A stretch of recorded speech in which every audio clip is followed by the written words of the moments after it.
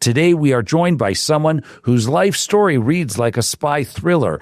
Avner Avraham is a former Mossad agent who spent nearly 3 decades in Israeli intelligence, leading missions in over 40 countries. After retiring, he became a world-renowned curator, founding Mossad's Museum of Intelligence, and has consulted for the film industry, news outlets, and books documenting the Mossad.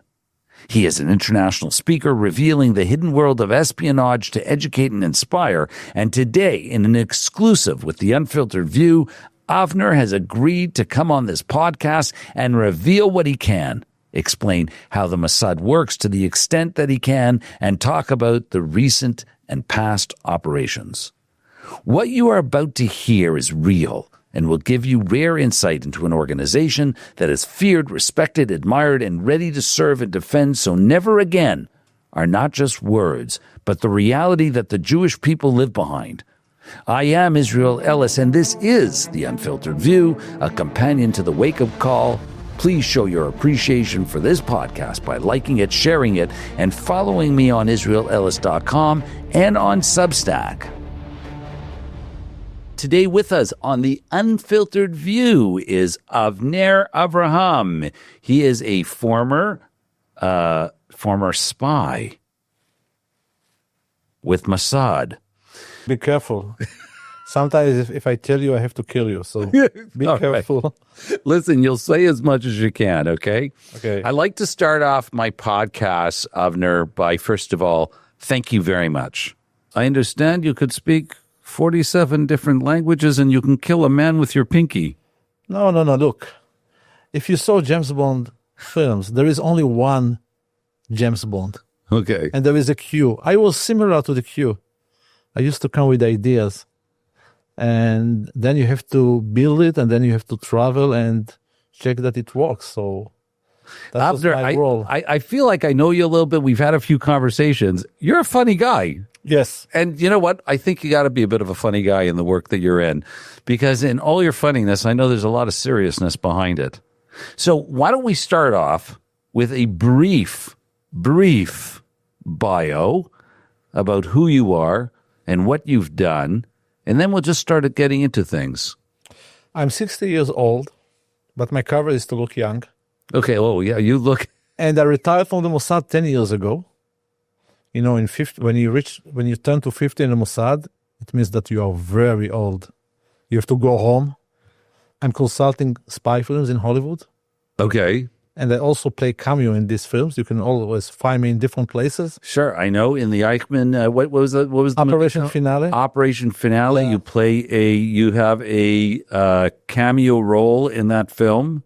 Actually, I have 2 roles, and I have a restaurant with my name, and it's small details. It was great 3 months in Argentina to spend with Ben Kingsley and Oscar Isaac and all the Melanie Laurent. Today, I'm the founder of SpyLegends.com. Spy Legends is the biggest speakers bureau in Israel for spy and security. We have almost 500 people. Also retired CIA, FBI, Mossad, Shin Bet. You know what is Shin Bet? Of course. It's like my wife. I'm just going to tell you something. My wife is Shin Bet. You cannot say it in I am sure she's Shin Bet. You sure? I am positive my wife is either Mossad or Shin Bet. Okay. She knows where I am. She knows if I'm lying. She knows what I'm doing. I don't know how she knows it, but she knows everything. And she tells me, be careful. But I think she is for sure Mossad. Maybe you can tell me if I am right. Maybe you can confirm. I'm not allowed to tell. I'm going to get it out of you. Look, only first name you cannot find in the Mossad archive. But let me tell you something about how to think different, how to think opposite. They teach you in the Mossad to be creative and to think in a different way. For example, my wife used to send me to buy fruits and vegetables. So it always took me more than an hour to find. I came with the list, and it took me almost 1 hour to find everything because I was to jump from place to place. And then I came with a beautiful idea. I will come with a list of things that I have already at home.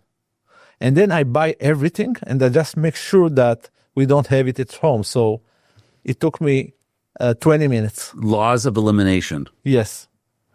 And I can tell you that also when we walked in Sudan to smuggle Iraqi Jews, we got fake passports, and we used to smuggle 10 people, like a fake family, 10 kids, father, mother. What was that operation called? Operation Brothers. Okay. So we didn't have the same pen that the Sudanian use for the passports. So your people usually said you should buy the same pen. You should try to get one. You should send agent that he will come back with the pen. But we came with a different idea. We just bought 200 Parkers, and we sent them. We asked a different spy agency in Africa to go to the Sudanian and tell them this is the best pen. You have to start using in your passport only these pens. And they started to use our pens. So we sponsored the pens for the Sudanians. And in this way, we got the same pen for years. Did you sell them the pens?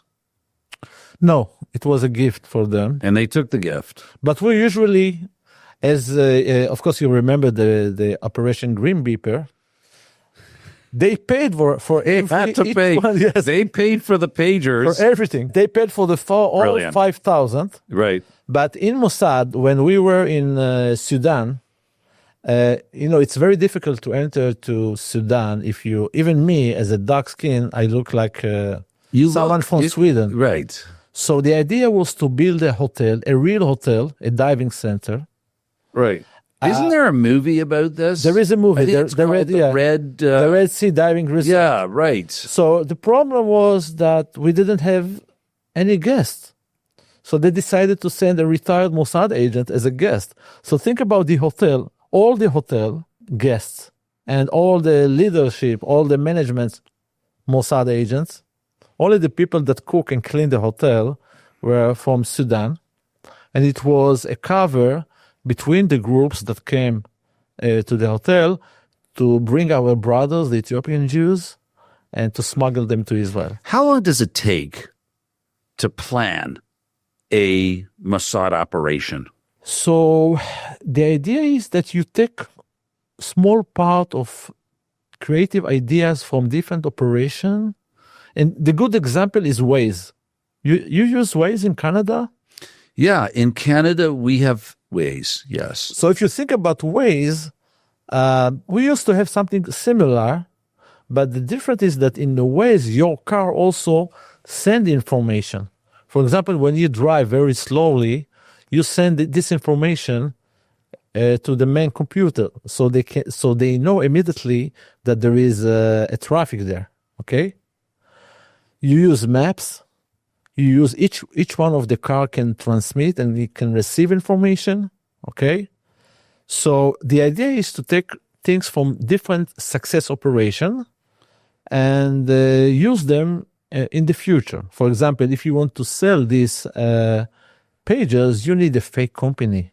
Okay. But the Mossad decided to take the same lady that worked in the Far East with Hezbollah when they bought the old model of the pagers, and they took her, and she became in charge of all selling for the Mossad. She doesn't know that it is Mossad. Let's talk about the pagers. Okay. How long did that take to put together? So the pagers, something like 3 years. Wow. 3 years. 3 years in planning. Yes, but actually it started 11 years ago with the walkie-talkie. Okay. They bought the Mossad, as I told you. We insist that they have to pay for the bombs that we send them. They bought 16,000 walkie-talkie with a small bomb in each one of them. But the problem is that they don't use their walkie-talkie every day in everyday life.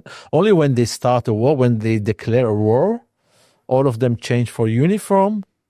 16,000 soldiers, each one of them got a walkie-talkie. First of all, I mean, So in all seriousness, I think that the pager incident probably won the war with Hezbollah before it even started. It was a turning point. It was unbelievable. Unbelievable. I mean, it was magnificently This brilliant. is the reason why we needed to By the way, Wait. I just got to ask you a question. Yes. Did you turn off your pager before you came into the studio Oh, today? actually, I have a pager, but it's a medal. I just want to make sure it's off. Okay, you can try. So Take it. Yeah. you want me to take a look at your pager? Yeah. I've had that trick before. Listen, There is a pager. after you going up with me. So I must tell you something.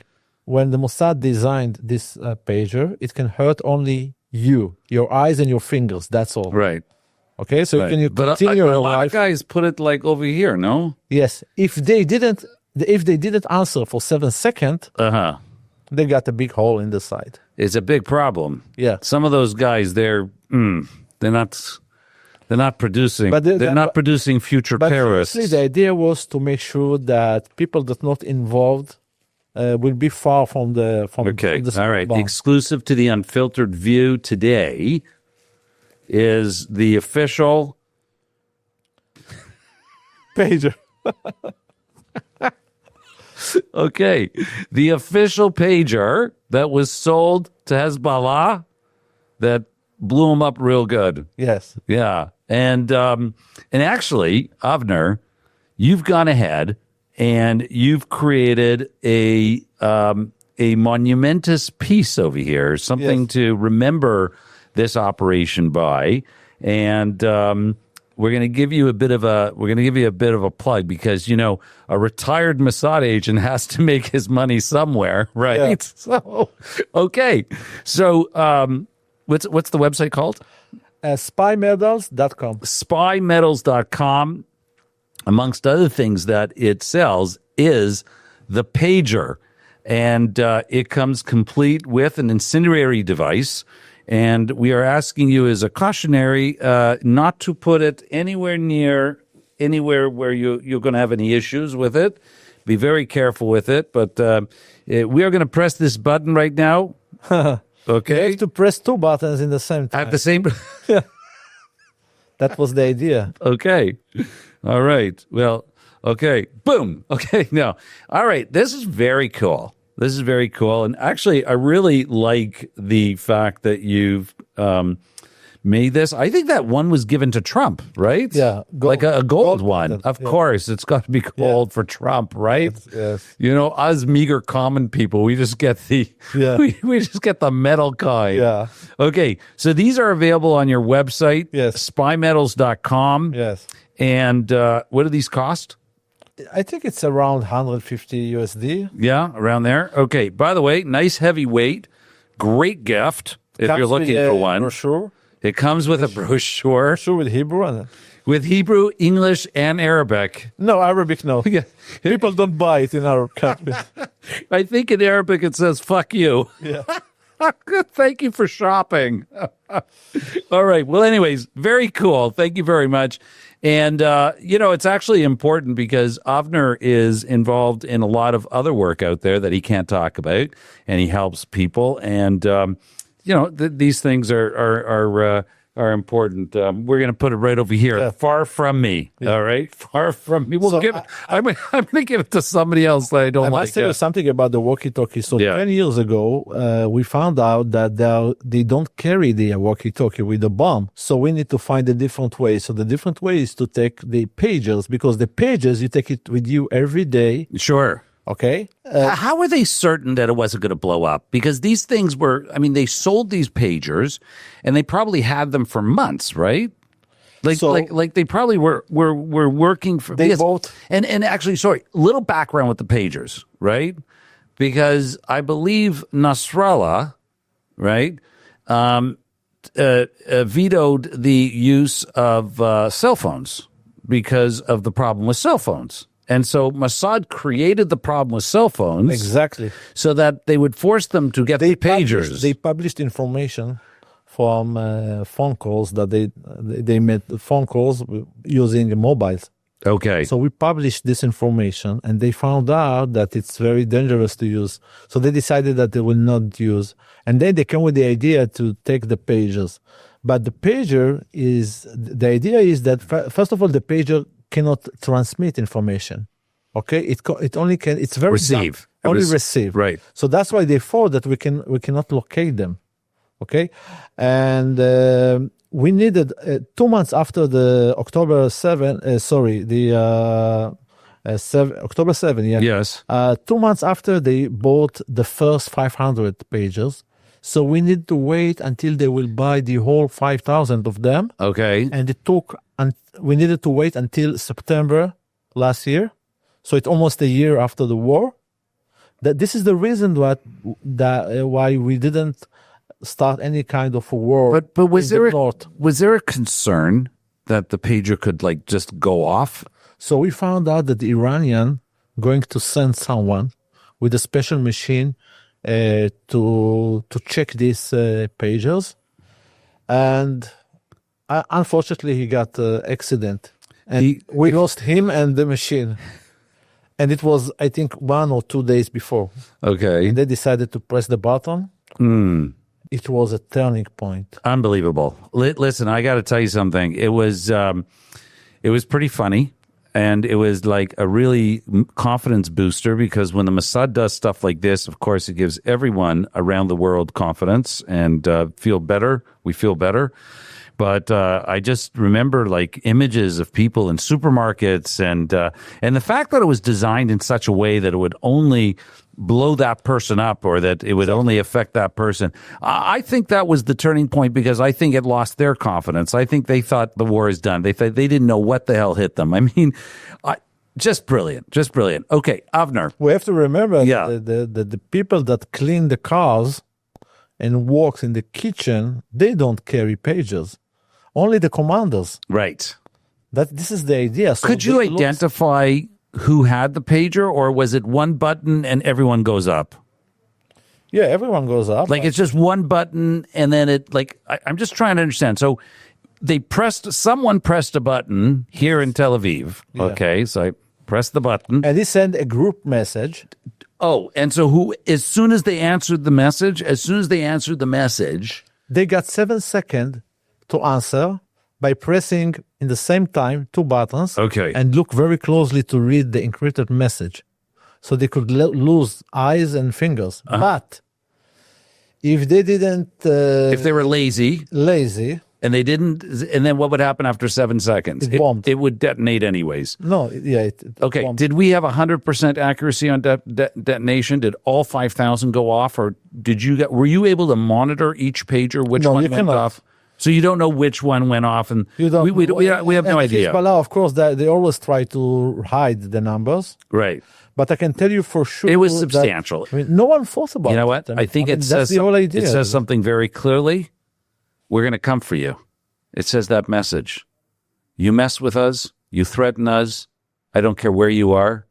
We're coming for you, and we're going to deal with you, and we're going to exact the revenge and. We are going to do this in the name of never again. Exactly. I must say that I got a lot of requests to interview after the pages. And I remember interview for BBC in the radio in London. And they brought from the other side Dr. Mustafa Baraguti. And he was the first speaker, and he talked about a genocide that we are doing in Gaza, and now we are doing a genocide in Lebanon. And then they asked me, okay, Mr. Avraham, can you tell us about the pages? And I said, no, I'm not going to tell you now about the pager. Let me start with October 7, and the day after when the Hezbollah starts sending missiles to Israel, until now, by the way, we didn't ask for this war. And I can tell you, as someone that is an expert in Holocaust, I'm lecturing about the capture of Eichmann, Operation Finale. I'm lecturing about the Nazis. And I can tell you that there is things that this Hamas Nukhba made on October 7, in some cases, was worse than the Nazis. Yeah, no doubt. No doubt. And, Nazism was more of a political ideology, whereas, what has happened on October 7th and Hamas is more of a religious jihadist ideology. But honestly, I don't want to even find the equivalence between these two horrible, evil entities who, for whatever reason they did and whatever it is that they've done, they've went to achieve the same goal. Okay, Avner, I want to ask you something. you're a former Mossad agent. You have had missions in something like 40 countries over the course of your career. How are you able to talk about it today? I mean, aren't you sort of bound by any kind of, Secret Service confidentiality, like NDA, like talk about this and boom, or is it like it's okay to talk about it? So I tell you that the answer is that I'm the only one in the Mossad history that established the spy museum for Mossad. I'm artist. Okay. And before I retired, the chief of Mossad, Tamir Pardo, asked me to build a museum. So for 3 years, I became a professional curator, and I made 25 different spy exhibitions. Operation Finale, Operation Entebbe, Operation Brothers, smuggling Ethiopian Jews, and also smuggling Jewish communities to Israel. I became a world expert. And you can find my exhibitions, for example, in the state. I traveled for 5 years in a different 8 museums. The Jewish Heritage Museum in New York for half a year. 5,000 square feet exhibition with the real stuff from the real operation. So I guess you're okay. I guess they've said, yes, Avner, here's your license. You're good to talk. Yes. And in my exhibition, I got a very, very unique visitors. For example, President Clinton came to see the Operation Entebbe, the president of Uganda. Okay. Prime Minister of Montenegro came to see my lecture, and I gave to his community the special coins that we made for Entebbe. So I'm like the official historian of Mossad. So everyone knows about the Mossad, and this has sort of become a famous sort of spy organization, just like, I guess, akin to MI6 or CIA. But I know that there are various levels of sort of clandestine units that operate within Israel, right? So I've heard of the name Shabak. I've heard, am I saying that right? Shabak. Okay, excuse me. It's like FBI. It's the Canadian Hebrew. Yeah, it's inside. Yeah. It's, so hold on. So we got Shabak, we got Shin Bet. Yes. What else do we have? Shabak and Shin Bet is the same. Okay, they're the same. Yes. All right. So we got, and then it's the old name. Shin Bet okay, is the old name. Fine. And then Shin Bet's the newer name. Yes. What does Shin Bet mean? Shin Bet is Sherut Bitachon. It means it's a service, security service. And are there any other clandestine units within Israel other than Shin Bet and Mossad? So we have the IDF. We have the intelligence in the within the IDF, the intelligence. We have the 18200. So if we were to sort of compare them, the FBI, CIA, how does Shabak, how does Shin Bet and Mossad compare? Like, what are their FBI? So where is their responsibility? Mossad is international, and Shin Bet is outside Israel. Okay. Now Gaza is a different. It's a different because Gaza was actually outside Israel. It was outside Israel. We made a mistake maybe almost 20 years ago when we decided to leave Gaza. Right. And it was all the years until now by the real responsibility of Shin Bet and the IDF. But mostly the Shin Bet, because the IDF wasn't inside, okay? It was outside. We decided to put the border and to get out from Gaza Strip, okay? So, let me tell you a secret. You know why the Mossad is maybe the best spy agency? But usually I said, because I'm lecturing in the state, I said that the top 3 is the CIA, Mossad, MI6. Yeah. Okay. But why the Mossad is because we have to fight all the years. We are the Jewish people. And the fact that I'm Jewish and you are Jewish. And I have a dark skin because my parents came from Iraq. And that's another story. And we grew up with the second language from home. I used to talk with my grandmother only Arabic. She couldn't speak Hebrew with me, so I can speak Arabic. I can go to Cairo and book a room in a hotel and say Sabach al-Khair. It means good morning. And I need this.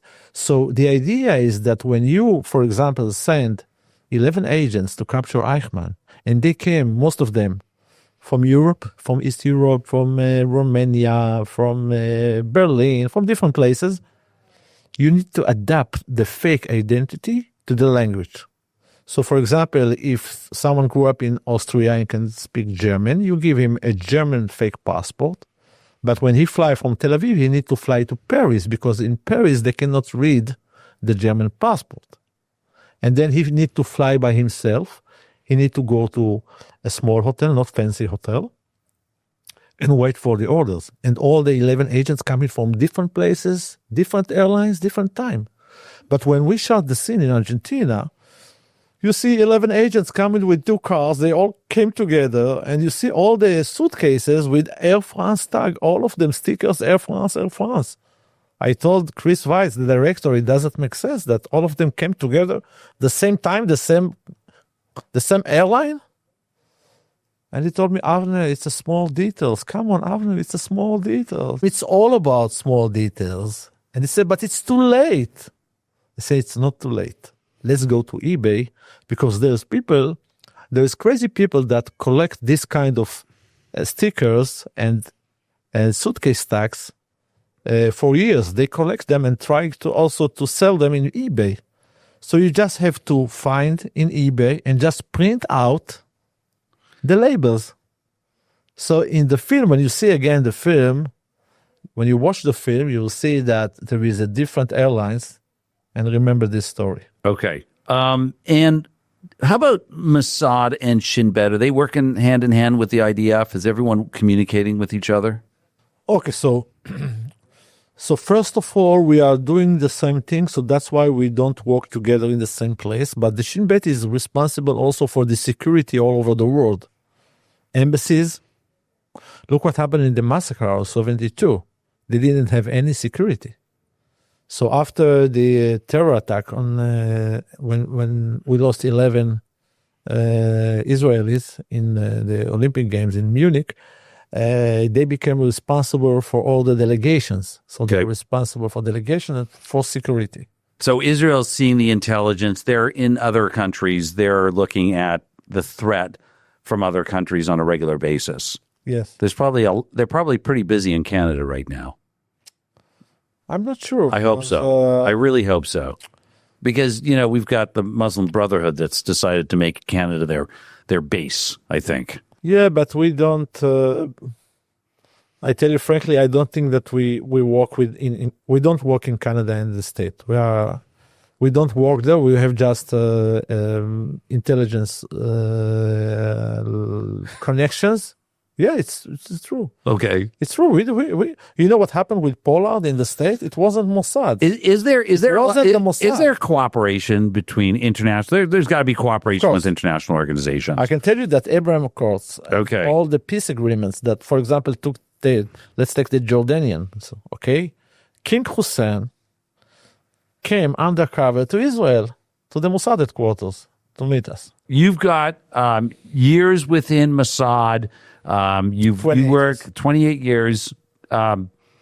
Talk to me about some of the operations you've been involved in that you can speak about. I'd like to know about what are your scariest moments? What's your funniest moments? What is your freakiest moments? This is your time. Tell us about it. Okay, so I served in more than 50 countries for more than 11 years. And I can give you, for example, I used to travel with prime ministers. Okay. And I was in charge of all the technology, let's say. So 30 years ago, exactly, October 1995, I flew with the Yitzhak Rabin to New York and Washington. I was with him 10 days. And my room was very close to his suite. And I walked with him. And I remember that he told me he will send me a letter. When we come back from the delegation is coming back to Israel, the prime minister used to send a letter to the Mossad agent. Thank you for coming with me and helping me. And I didn't get my letter. because few days after came November 4, and we all remember this Jewish murder. Very sad moment. Very yes. sad moment. So I used to try. I also traveled with Netanyahu and with Barak. I was in Camp David in Maryland Okay. with Barak and Arafat. And you have an opportunity to, they talk to you, they ask Not with you. Arafat. No, I spoke with Barak, and I remember that. It was maybe 20 years ago. 20 years ago, and I remember that I could make a special communication with the very old system of satellite from the plane, from the Israeli Air Force One. It was Israeli Air Force, and we got all the satellite communication that could manage to receive all the newspapers from Israel. And I gave it to the Prime Minister Barak. I came with my laptop. I told him, Prime Minister, if you want to read all the newspapers in Israel, and we needed to prepare ourselves to land in Israel, and we needed to land in Italy and wait 3 hours because they needed to prepare the ceremony in the airport, with all the ministers, and it was a big ceremony. Inside of Italy. Yes. Yes. And I remember that I also helped him to print out. He wrote some things that he needed to say when he landed, and we used to have a laser printer in the plane, and every time we got a problem, everything was deleted, so you need to print out again and again and again. So I want to hear about the funniest thing that has happened to you in the Mossad. Is there such a thing? Yeah, I flew to Istanbul many years ago, Okay. and they told me they knew that I'm flying in the morning, and they told me, we want to send with you a very, very important envelope. So they gave me an envelope. It was a service passport, it's something between a regular passport and a diplomatic passport. And I flew with this, and they told me you have to take care about this. Is very important envelope. Even if you go to the restaurant, take it with you all the time. I came to Istanbul. I gave it to the chief of Mossad there, and he told me, "That's all." I said, "Yes." You see, the envelope is closed. He said, "Where is the bag?" I told him, "Which bag?" And then I remember that they gave me a very old-fashioned it was a brown leather bag. Now, I came with a suit like a James Bond. So I came with a very nice James Bond bag, and the envelope was inside. And then I found out that the envelope is not important. The important was the bag they give you. Because they got $50,000 US inside, but they didn't want to tell me. They just said he will fly. He will go to the airport. He don't know that there is 50,000 there, and Iraqi agents waiting for this money. So the Mossad needed to send another one the day after. He came to Istanbul with the money. So they gave you a bit of a hard time about that one. You probably didn't live that down for a while. Yeah, Is there a lot of training that goes into being a Mossad agent? Do you go to a special school, or like how does that work? How do you get picked? And so what's that process look like? Like, do people apply, or do they come looking for you? Let's say that if we all remember Eli Cohen, Of course.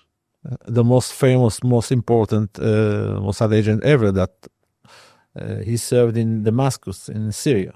And look about Syria today. We are talking about a peace agreement with the terrorists with the suit. With a terrorist green tie, yeah. Yeah. So Can people change?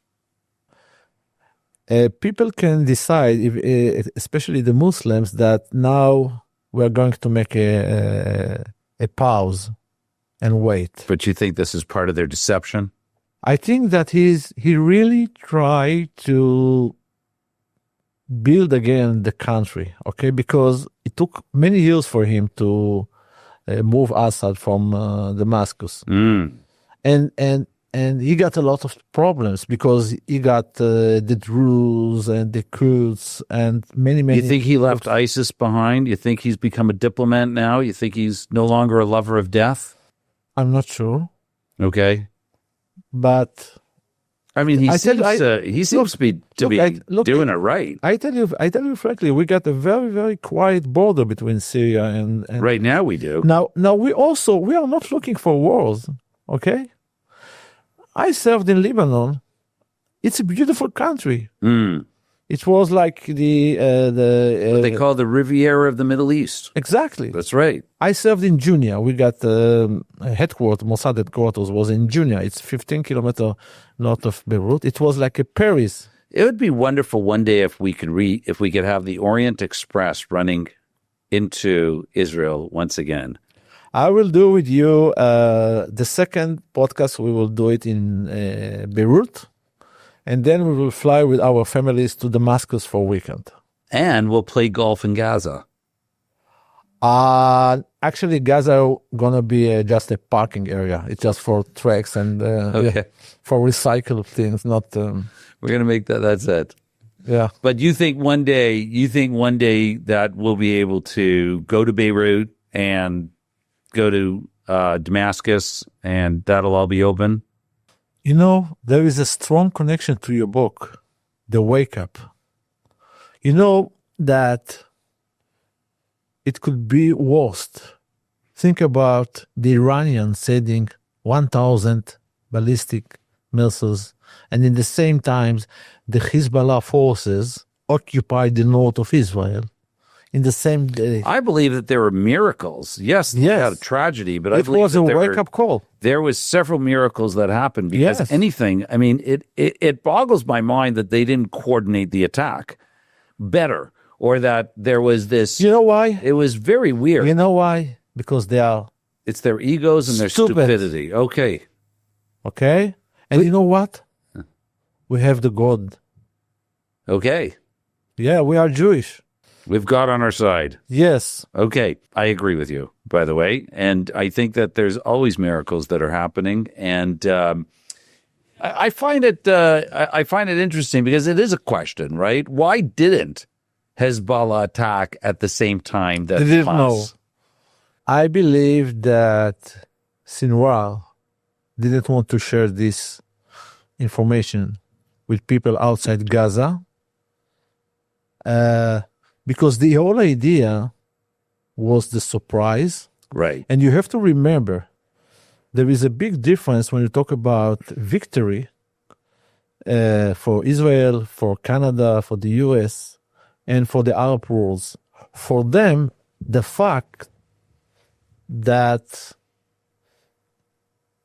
they made the first step, they made a surprise, and they could make a terror attack against us. For them, this is the big success. But at the end of the day, they lose. They are losers. Course, the total destruction. But even in Yom Kippur on 73, okay, it was the same. Avner, I've got to ask you the question because I talk about it in my book, and it's something I think that bewilders everybody. This didn't just happen overnight. They didn't just prepare one day, get up and say, today we're going to attack Israel. On October 7th, the preparation required, they had maps, they had sophisticated They need artillery. to change SIMs in the cellular phone. Okay, but this took preparation. They had training camps. How is it possible that we missed that? I mean, we're talking, some people say that they were preparing for up to 2 years for this attack. How is it possible that Israeli intelligence failed us at this crucial moment? That we did not, they had training camps. They had we are told that they had simulated areas where of the kibbutzim that they attacked. They had the addresses and names of people who lived in the kibbutzim. Of course, because they worked there. Okay, there is some that say that the workers gave that information. Of course. But the fact is, Avner, is that I find it hard to believe that no one knew the scale of this attack. No one. I don't understand how our Israeli intelligence failed us on October 7th. Explain that to me, please. So if I want to explain it, we need to make a research. We have to take the whole information,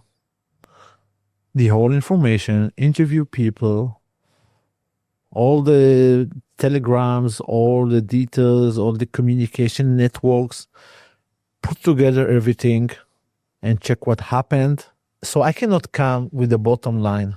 But we have satellites. But I can tell you. We have satellites. We take topographical pictures. Satellites don't show you the tunnels. Come on. This is the only place in the world. We are fighting almost 2 years in tunnels. Okay. Okay. What is your thoughts? I'd like to know your impression. First of all, I must say that the Mossad wasn't in charge of Gaza. And the other thing, that Gaza was the only place in the world that we got enemy there. We decided to get out from there, and they decided that it will be a peaceful way to give them money and let them come inside Israel to work. And they are just the regular people that want to live, normal people, but they are not normal. Well, they're certainly not. They're the lovers of death. They're a death cult. And for me, the people in Gaza are Nazis and the people that cooperate with them. But I'm just wondering, Avner, in your opinion, respectfully, and I'm not how could the Israeli intelligence community have gotten this wrong? Again, I think that they thought that Gaza is a quiet place. If there is, from time to time we got missiles, so then we have a short war with them. But at the end of the day, they don't have money. They need to work in Israel, so we can help. They've got $1.6 billion come from UNRWA, of which probably 80 to 90% of that was fed into Hamas. They've got hundreds of millions of dollars were delivered in briefcases, in cash, to Qatar. Israel allowed this.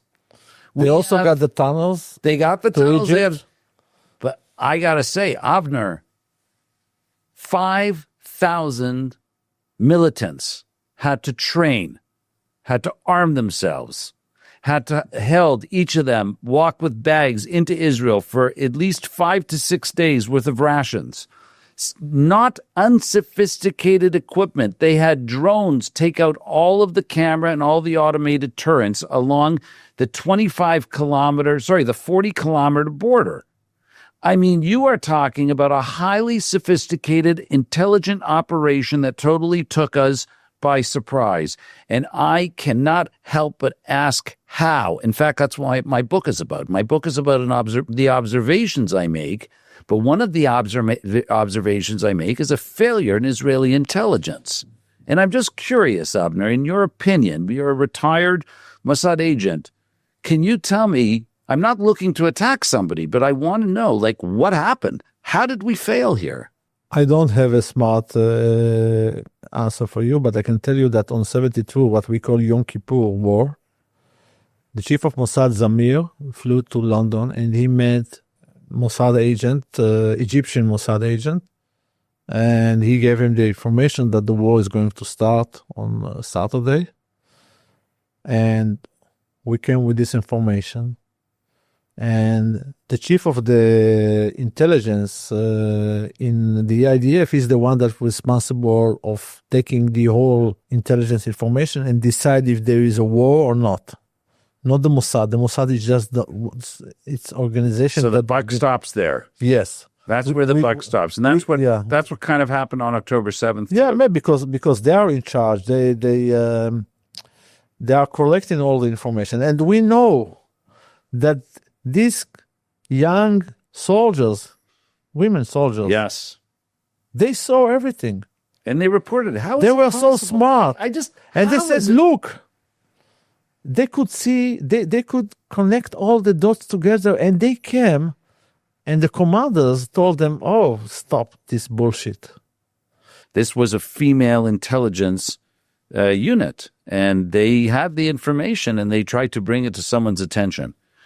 Look, at the end of the day, we lost young, beautiful lives, beautiful futures. We cannot understand, for example, if you talk about all terror attacks, for example, in Munich, we lost 11. Sure. In Ma'alot, you remember the terror attack in Ma'alot? Yes. It was a school with, I think we lost 26 kids, students. We are talking about, in Entebbe, we lost 4 hostages and Yoni Netanyahu, the commander. Okay? 5 people. Now we are talking now on October 7 about 1,400 and the Nova. I mean, you cannot understand the numbers. I just look at, Avner, I have a problem with it. It's easy to point those fingers. But the fact is, for years to come, we will be investigating the answers to how this happened. We will be learning from it, and we will ensure that never again. And one promise that Israel made was that we will find every single person responsible and we will take them out. And they're doing that. We just need the time because we cannot walk actually in parallel. And you saw that we started in Gaza, then we moved to the north, then look at what happened in Syria. And Iran. Iran. Another brilliant, absolutely brilliant operation. Because what happened? We occupied the whole area. We're not talking about an attack that just happened overnight. We're talking about something that was carefully planned and executed over years. For years. And, yes. I think I saw an interview with you where you talked about that there was a shift. It wasn't me, it was AI. There was a shift in sort of strategy of, instead of embedding our agents, we now can go and we can acquire agents indigenously from within wherever it is that we're going. And I think in the case of Iran, especially when you have a country where 80% or 90% of the people they don't want the regime. They're opposed to the regime, right? Exactly. So you talked about carefully embedding people into the normalization to normalize their activities, such as house cleaners, housemaids, and just about every person from the chauffeur up.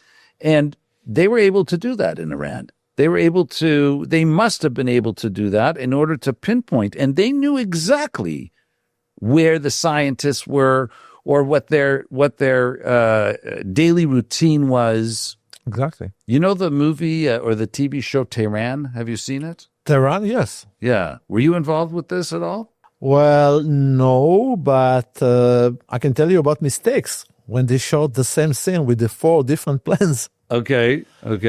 And I also I was involved in making some promotions for this television with the 2 former Mossad agents, women that worked with me, and they interview and they made some interview that compare between the real life and the Tehran. And what's going on? Would you say that all of the agents that are working on behalf of the Mossad, on behalf of Israel, that they're all native Iranians? Or would you say that we actually have agents, Israelis, that are inside of Iran?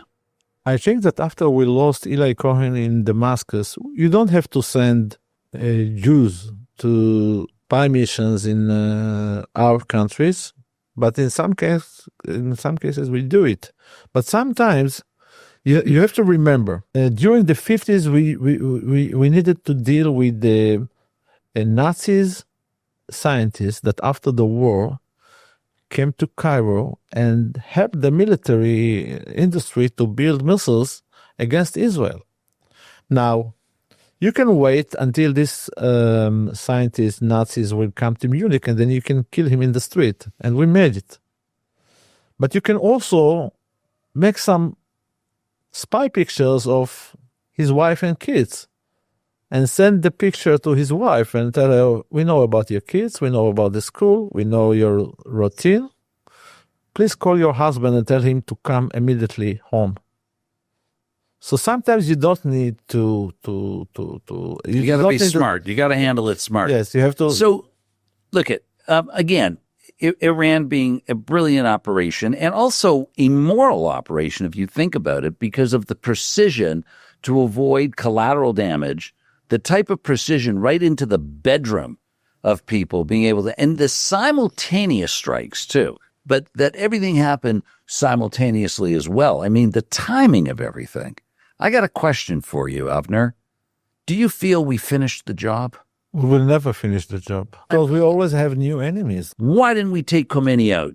I tell you what, because he is not just a regular leader, he's a religious leader. Okay? And it's different. You start a religious war? Okay. And they can replace him. And, sometimes, if you think about Tehran, it looked like we suddenly stopped and we made this ceasefire. But come on, let me compare it to Lebanon. Okay. Because it was exactly when we entered to Lebanon, to the south of Lebanon, and we destroy so many buildings with missiles and the Dahya and everything. And suddenly we got a ceasefire. But look what happened. We are acting almost every day in Syria, in Lebanon. We are doing what if we found information, and there is also a good cooperation with the new army. The president was the chief of staff, and now he's the president, and the U.S. The U.S. Army and also the government is there. They work together. If you look now about what happened between us and Lebanon, there is no agreement. We just have a ceasefire. I remember they spoke about 2 months, and then they extended in 1 month, and now there is a quiet in the north. We're almost done with the Hezbollah. There is a new government. Would you say Hezbollah is done? Almost. Almost. And now there is the chief of staff. The former chief of staff became the president. And they want to leave. There is a normal people that want to leave, like me and you. Right. So Iran... And they need the money. They need the support. I just feel that, I want to tell you a personal thing. I'm sure this is felt by many Israelis out there, many people around the world. I was very disappointed that the ceasefire did not include release of all hostages. I agree with you. I mean, why didn't we include that in our ceasefire? I tell you why.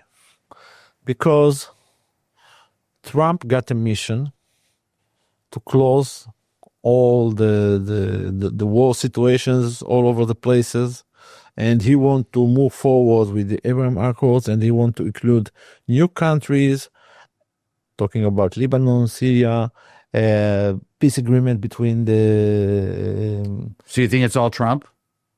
Yes. Well, let's hope that Israel is going to finish the job. But at the end of the day, Trump is great for us. Yeah, there's no question about it. But at what price do we have to pay for his to sort of pander to him? But what I'm hoping for is, and I think the idea is that I'm hoping that the Iranian people are going to use this moment of weakness, and they're going to take They over. will They're in going the future. They haven't though, and they're not. And it doesn't seem like I've seen the momentum. We've seen it with Syria. We've seen it with other it's underground. Maybe underground, but I don't think it's happening the way it should be happening. You can tell the momentum is stopped. We saw demonstration in the past.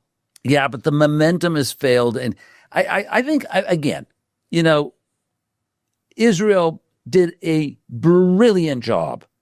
But like every other time that we end up in these situations, we seem to fall short of our final objective. This is sort of the frustration that I, myself, and many other people out there feel, is that we are falling short of our goal. Let me tell you something. I think that all the wars in this time, you cannot finish them. Even the war between Ukraine and Russia, you cannot finish them.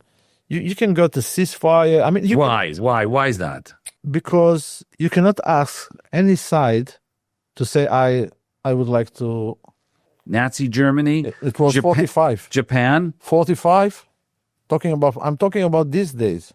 Okay, but today, ideology. You know what happened in Tehran? They said that they cooperated together that they will send some missiles to the empty U.S. Army In Qatar.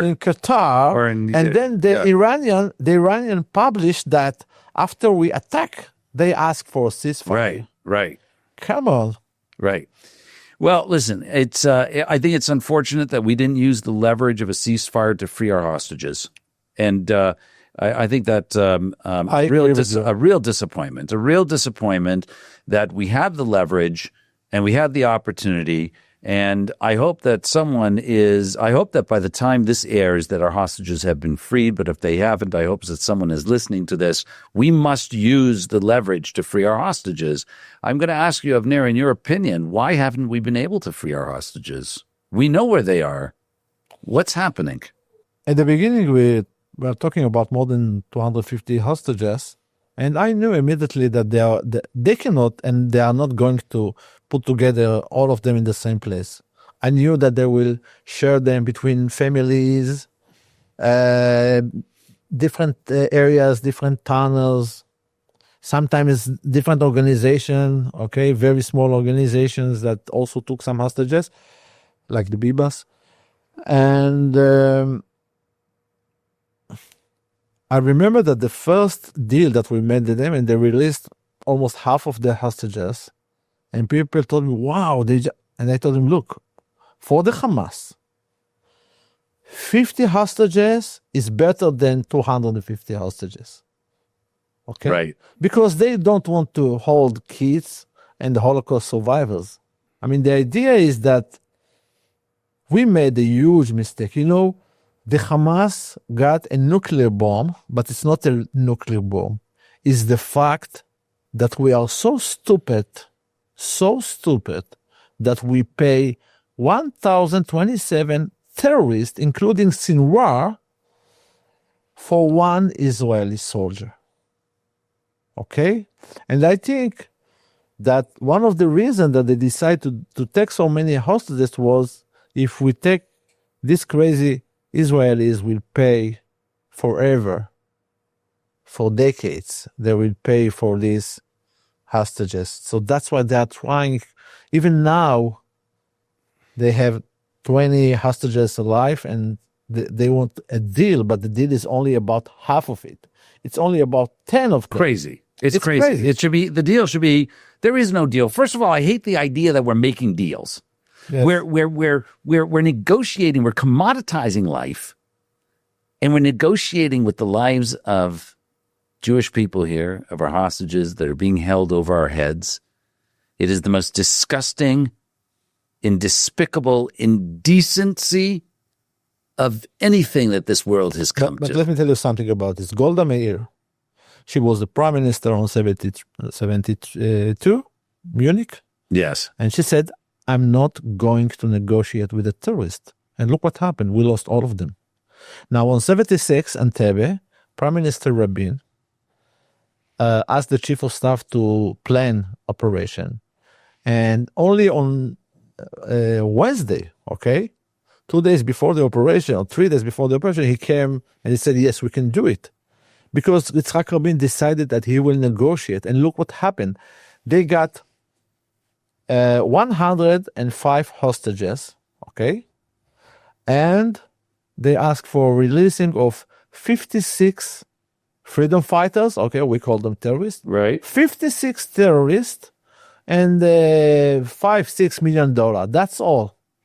Now, even today, if we could make this deal, because we lost Yoni Netanyahu, the chief of the commando of the Israeli Seret Matkal, and also we lost 4 hostages.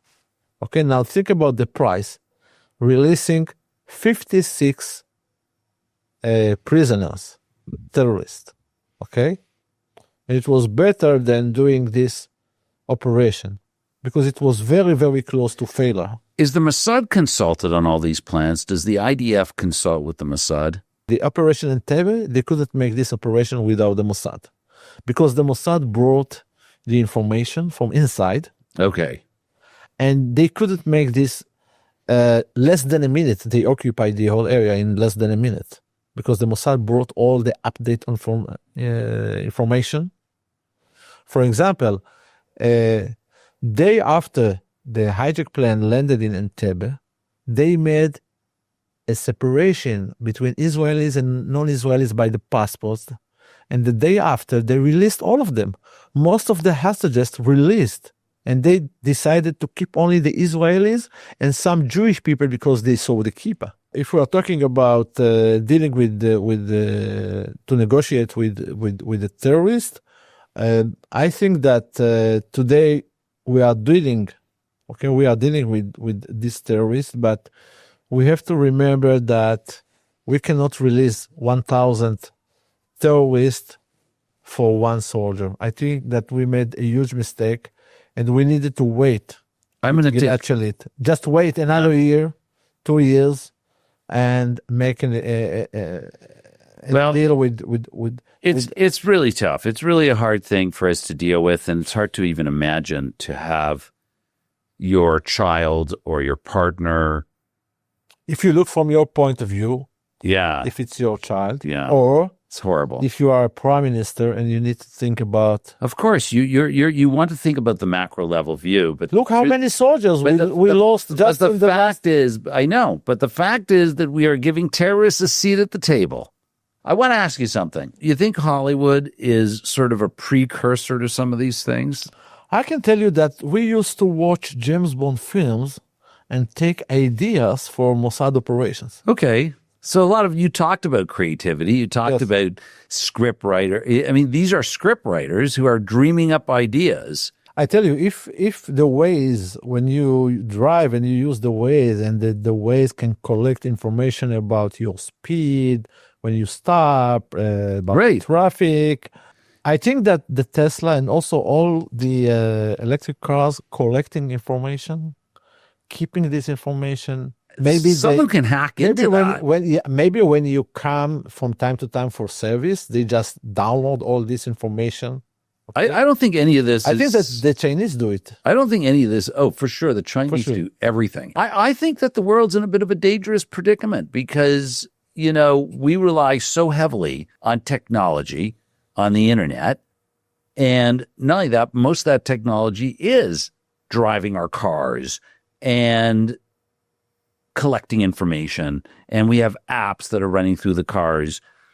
I'm worried that someone's going to hack into all this and use it against us, and I think that's a very real concern. Let me tell you something. When I was young, I remember Saddam Hussein, the leader of Iraq, and we got a war, and we thought that he got the chemical weapons, but he didn't. And at the end of the day, it was a paper tiger. Yes. And look what happened with Iran. It was the biggest enemy. And look what happened. We just let it happen. So we don't have to fear. We don't have, we are going to change not only the Middle East. We are going to change the whole world. People are not stupid. Okay? The Iranian can publish fake information and they can show that they published that they arrested 2 Israeli pilots, and I mean, so fake news. Okay, but at the end of the day, everybody in the Middle East, even the people in Saudi Arabia and Qatar, that they said they came against the Israelis that attack in Iran, they couldn't hide the big smile. Post-Iran attack, we're certainly living in a safer world today. Of course, and I hope that we will have another attack. Well, we'll attack them, and they will attack us. Really? Like soon, or you think like we're gonna? Let me tell you something about Gaza. Yeah. When they entered to Israel on October 7, they got agreement with us because we used to fight between. We used to fight with them from time to time. They used to send missiles, if you remember. Sure. Maybe 10 times. Yes. And each one of there were 6 agreements, actually, between 2000. Yes. So under the agreement, they made this attack. Yes. And I can tell you that at the end of the day, after we bring all the hostages, we will have agreement. But there is something that's stronger than this agreement.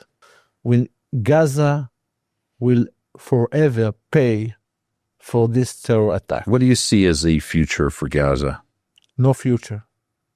A parking lot? A dumping ground? For what a creative idea. I do. Okay, we have agreement.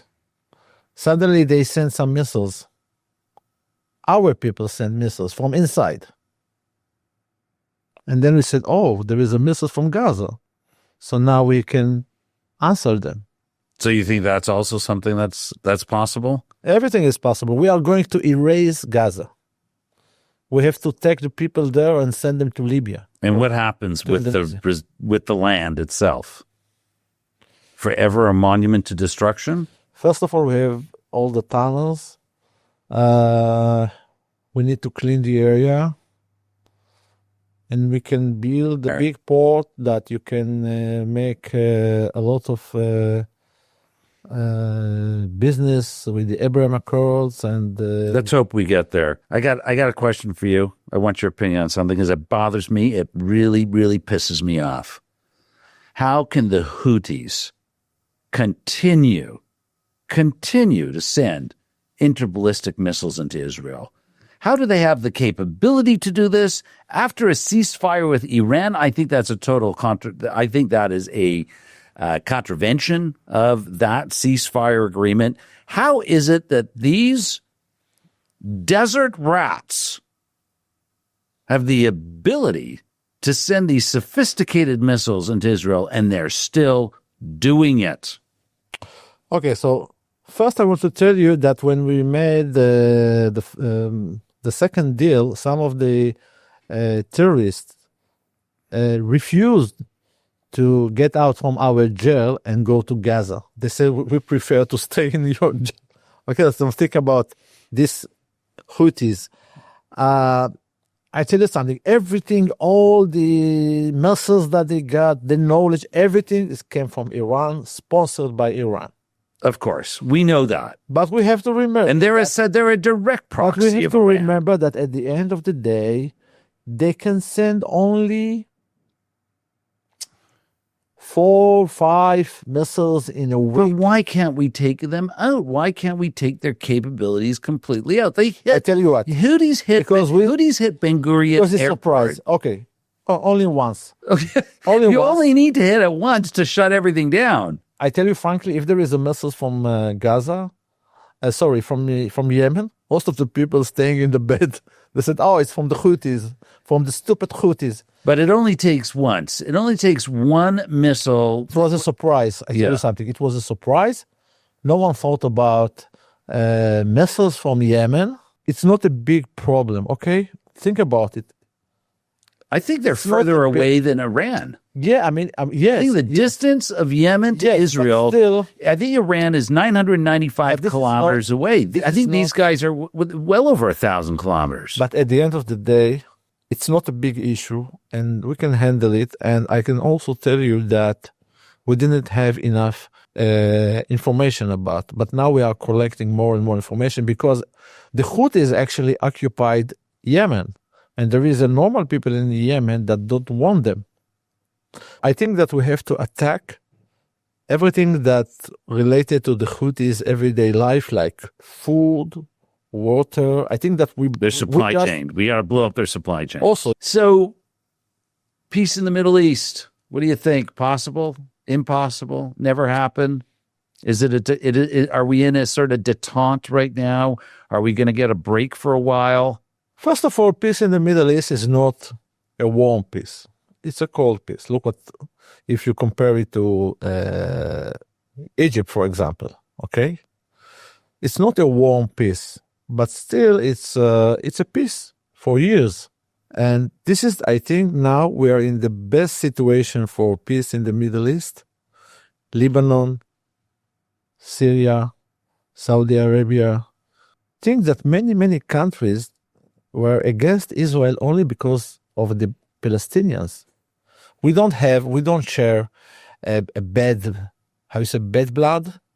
Bad blood. Yeah. Yeah. Okay.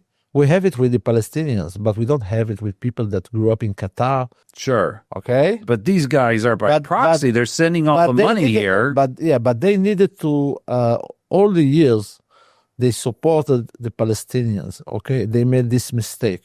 They don't like them. I think that we are going to see a very, very new Middle East. We have to finish with the hostages. I mean, think about there is no hostages in Gaza. We could erase the whole area. Gone. Just tell the people, look, everybody goes to the north of Gaza. We are going to destroy the whole area. Yeah. And then you go to the south and we're going to destroy the whole area. Now, think about Sinai, okay? It's a huge desert, okay? They can build 20 times Gaza Strip there. Listen, Egypt had Gaza for 19 years and did nothing with it. They didn't incorporate They don't want them. They don't Right. want them because they are the Muslim brothers, okay? They don't want them. Look what happened. I mean, all the time the people in Gaza say that they cannot get out from Gaza, but they share a border with Egypt. Right, of course. In Egypt they're not helping their brothers and sisters. I mean, The Egyptians very poor. They need money. yeah. They should get some money from Qatar. They can get a They lot. should ask their brothers in They Qatar can for get a some lot money. of money if they can take some of these people, but they don't like them. I mean, think about. I mean, why I say that it's like the Nazis and the people that cooperate with them. I tell you why. Because almost 2 years, and we didn't see even one people from Gaza that came with the hostage. You know, one of the hostages escaped. Right. And they saw him and they brought him back to the Gaza to Hamas. Okay? The Egypt. Yeah.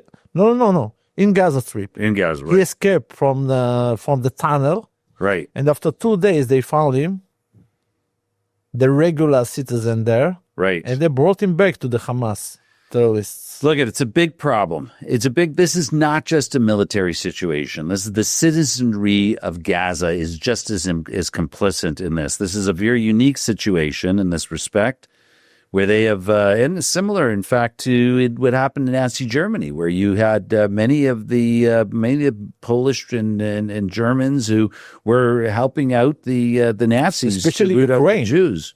And Especially Ukraine, I all think of these places. Like more than 100,000 Ukrainians took part in the war against the. Look what happened in Babi Yar and the Horrible. local Horrible. people, local policemen, local. As long as soldiers. we have the state of Israel, and as long as we have agencies like Mossad and the Shin Bet, and as long as we have people like Avner Avraham And your podcast.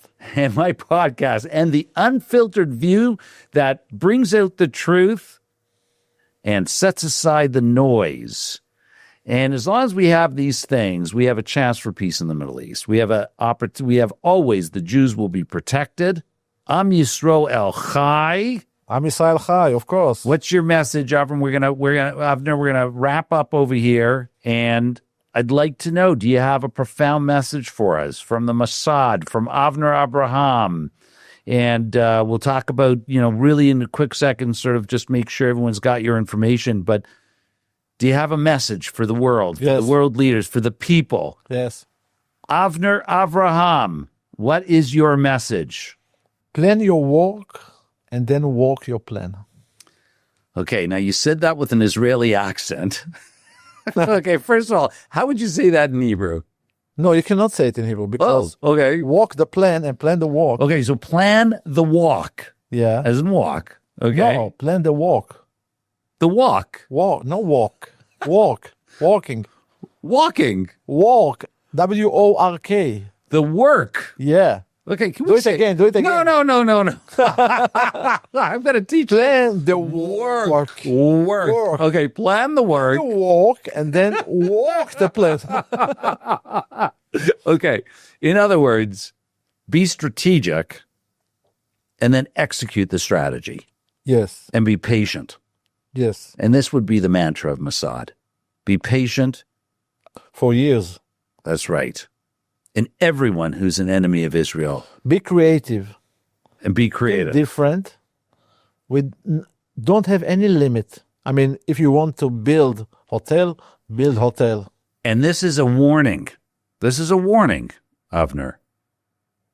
because we have no choice but to succeed. The words "never again" are a mantra of every Jew. We have no choice to succeed because without Israel, they will come for us. And so we will protect Israel with our lives, with everything we've got. And if you attack Israel, we will come for you. We're going to be planning the work, and we're going to be working the plan. And we have still a lot of surprises. We have many more surprises to come, I'm sure. I hope so. Thank you. Avner Avraham, thank you so much for your years of service, because the rewards aren't great. Let's face it. Do you get at least a watch, by the way, when you finish? Do they give you a watch when you're done? Don't take any watch from us. Did they here, Avner, here's a pager. Yeah. Did they give you, but it's tough. It's tough. I mean, you have years of service, and it really takes dedication. Most of the people, you don't know about them. Most of the Mossad operation, you don't know about it. Of course not, right. And you hear about the failures, okay? And there is many friends that, I'm 60 years old, but I work with people that already passed away. You don't know anything about it. And you put your life at risk. I'm sure there's many times of operations that you've done. Yeah. Where it could have gone bad. Now I have a surprise for you. Uh-oh. The pager is for you. Oh, okay. Thank you very much. I appreciate that. I already put a, well, But send it in your suitcase. Don't try to board with this, okay? Okay, and if you want a pager, again, you go to spymedals.com, and they've got an e-commerce site over there, and you can go on that e-commerce site and you can buy what you like. And also, if you're looking for an interesting speaker, go to spylegends.com with Avner Avraham, and he can put you in touch with some very interesting people. Also me. Also you. Yeah. And we'll get some interesting people on the podcast, maybe on the Unfiltered View, to tell us some more stuff. And look at the end. If you want to send questions, okay. Send it to info. Yeah, info@legends.com. Do not use a alias, because he's going to know who you are. And listen, you didn't mean it when you said you built a file on me, did you? No. You didn't build a file. There's no file on me, right? I don't need. I have the AI. The AI. I just pay for AI. All right. But in all seriousness, you know what? We have to be light about things, but we also have to be serious about things. And really one of the greatest agencies. You are part of one of the greatest agencies in this world. And what's most important is that they are protecting us, and they are protecting Israel. 24/7. 24/7. And everywhere. And you can't imagine, I'm sure. I can tell you that sometimes in Yom Kippur, the most holy day for the Jewish people, we used to walk, because the agent said, no way they are Israelis, because it doesn't make sense that on Yom Kippur they will meet us. Right. So there is people that really walk. This is Mesirat Nefesh. You're allowed to do this. 24/7, 365. Unbelievable. Avner Avraham, thank you for your service. Thank you for coming on the Unfiltered View. Thank you for sharing with us. And thank you for being you. And thank you for the great interview. Avner, thank you so much for joining me today and for sharing with us the extraordinary stories and insights into Israel's past and current security and intelligence community. There are no limits how far Israel will go to protect and defend its sovereignty and its people. For without Israel, Jews everywhere are left unprotected. So it is not an option. Israel must and will survive, but it is not only about Israel's survival, but the protection of the entire free world from the radical death cults. Many of the Mossad exploits have served the global interest of peace and prosperity. My only hope today is that this intelligence can be used to bring home every one of our remaining hostages. My name is Israel Ellis, and this is The Unfiltered View, a companion to the wake-up call. This is where truth breaks through the noise. Please show your appreciation for this podcast by liking it, sharing it, and commenting on it, and by following me on IsraelEllis.com and on Substack. Thank you for tuning in when you had the choice to tune out.